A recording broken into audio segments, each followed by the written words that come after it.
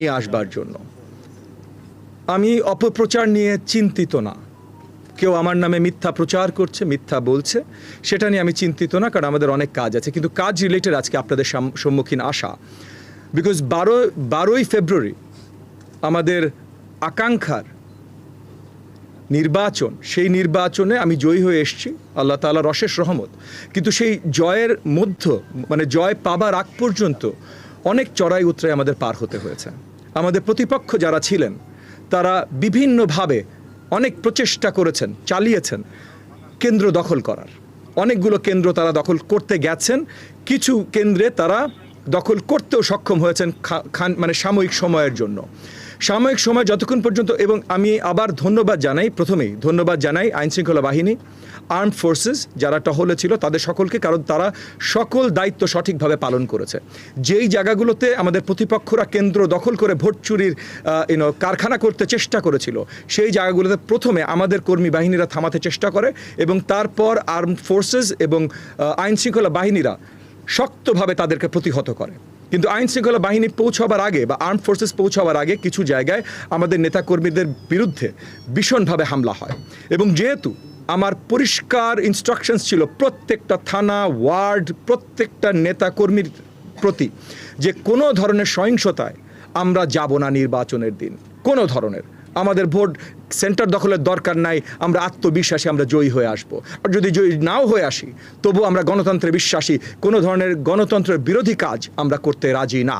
প্রত্যেকটা নেতাকর্মীকে এইটা পর্যন্ত ওয়ার্নিং দেওয়া ছিল যে তাদের নামে যদি কোনো ধরনের অ্যাকচুয়াল এভিডেন্স আমি খুঁজে পাই যে তারা আগ বাড়িয়ে কোনো একটা সহিংসতায় জড়িত হয়েছে বা তারা সেন্টার দখল বা কোনো কিছু অরাজকতা করতে চেষ্টা করেছে, ওই মুহূর্তে আমি বিএনপি হাইকমান্ডের সাথে কথা বলে তাদেরকে ইমিডিয়েট মানে সারা জীবনের জন্য দল থেকে বহিষ্কারের আদেশ এনে দেব। সো এই জায়গা থেকে আমাদের পরিষ্কার ইনস্ট্রাকশন ছিল, এবং আমাদের নেতাকর্মীরা কোথাও কোনো অরাজকতা সৃষ্টি করে নাই। কিন্তু আমাদের প্রতিপক্ষ এবং যে ক্যান্ডিডেট ছিল সে নিজে এক একটা কেন্দ্রে যে অরাজকতা তৈরি করতে চেষ্টা করেছে, এবং আমার মানে কয়েক শত নেতাকর্মীরা বিশালভাবে আহত হয়েছে। আজকে আপনাদের প্রেস কনফারেন্স ডেকেছি কারণ আমার একটা নেতা একটা কেন্দ্রে এতটাই তাকে আহত করা হয়েছে, এবং এগেন আমাদের প্রতিপক্ষ যে ছিল নির্বাচনে প্রধান প্রতিপক্ষ, তাদের কর্মী বাহিনী এতটাই আহত করেছে যে উনি এখন মৃত্যুর সাথে লড়াই করছেন। সো এই যে মৃত্যুর সাথে লড়াই করছেন, এইটা আমরা কখনোই কোনো ধরনের আইনি বিচার ছাড়া ছেড়ে দিতাম না, এখনও ছেড়ে দেব না। এবং বাকি যারা আহত হয়েছে আজকে আপনারা এখানে দেখতে পারেন, অনেকেই যারা আসতে পেরেছেন, অনেকে হাসপাতালে এখনও আছেন, কিন্তু যারা কিছু দূর সুস্থ হয়েছেন, আসতে পেরেছেন, তারা এক্সরে রিপোর্ট থেকে শুরু করে কোন হাড্ডি ভেঙেছে, কীভাবে তারা আহত হয়েছে, রিপোর্ট শুদ্ধ এখানে তারা এসে পৌঁছেছে। যারা আসতে পেরেছে অনেকেই এখনও হসপিটালাইজড আছে। এবং এই যে আমাদের ত্যাগী নেতা হায়দার আলী সাহেব, আমাদের হাজারীবাগের নেতা হায়দার আলী সাহেব, উনি এখন মৃত্যুর সাথে লড়াই করছেন। উনার সন্তান, ওনার কনিষ্ঠ সন্তান এবং ওনার স্ত্রী আমাদের সাথে উপস্থিত আছেন আপনাদেরকে বলবার জন্য তাদের কি অবস্থা।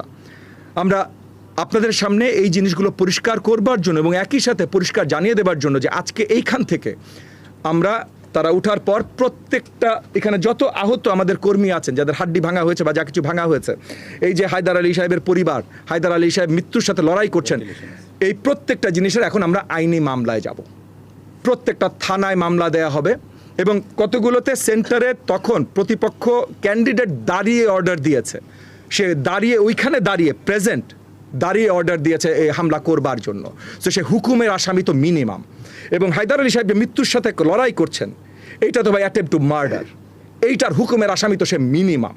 এই প্রত্যেকটা মামলা আজকে এইখান থেকে বের হয়ে আপনাদেরকে আগে জানিয়ে দিচ্ছি, যেন কেউ না বলতে পারে যে ববি হাজার যেইটা করে বা সেইটা করে। এবং আমরা অন্য কিচ্ছু করছি না ভাই, শুধুমাত্র আইনের বিচার চাইছি, এবং তবু আপনাদের বলে কয়ে চাইছি, কারণ আমরা কিন্তু সরকারে আছি। আমরা চাইলে অনেক কিছু করতে পারি, কিন্তু সেইটা সুন্দরভাবে গণতান্ত্রিক প্রক্রিয়া হবে না বলে আপনাদেরকে ডেকে নিয়ে আপনাদেরকে পরিষ্কার জানিয়ে, আপনাদের কোনো প্রশ্ন থাকলে সেই প্রশ্নগুলোর উত্তর পরিষ্কার আপনাদেরকে দিয়ে তারপর আমরা মামলাগুলো দায়ের করব। এইখানে ছোট্ট একটু আমি আপনাদের অনুমতি চাচ্ছি। আমাদের হায়দার আলী সাহেব, আমাদের ত্যাগী নেতা যিনি মৃত্যুর সাথে লড়াই করছেন, ওনার কনিষ্ঠ সন্তান অপূর্ব দুটো কথা আপনাদের সামনে বলবে। অপূর্ব, বলেন।